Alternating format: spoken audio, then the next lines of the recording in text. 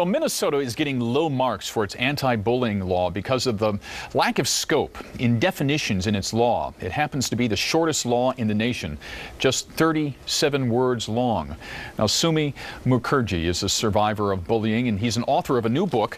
The book is called A Life Interrupted, Bullying in OCD. Thank you so much for joining us here today to talk about this. Thank you very much. You were bullied as a child, and we've got some pictures of you that show you as a child. And, you know, in your book here, I love this because on page 26 you talk about going to school and it being a prison around you. It was tough. It was tough for you, wasn't it? It was very difficult, yes. My parents actually were born and raised in India. Mm-hmm. They grew up there, and they kind of had, well, the American dream. They wanted to bring their kids up in the United States where they would like to give us a better life than what they had growing up. Mm-hmm. And so they came over here, and I've lived my whole life in Minnesota, went to school in Plymouth, elementary, middle, and high school, all in the city of Plymouth. And a lot of the kids teased you, bullied you because of your ethnicity. Unfortunately, yes, that's true. I looked different. There just wasn't anybody else that looked quite like me.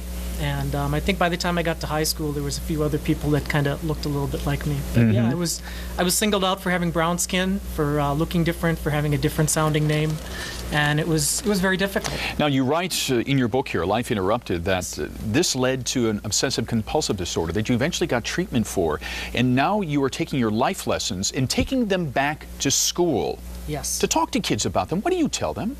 I basically try to get kids to understand the impact, the long-term impact that bullying can have on the human psyche. I don't think when kids are doing this stuff, I really don't think they have any idea the kind of impact that they can have on someone. We've seen the impact, unfortunately, play out with suicides and things like that.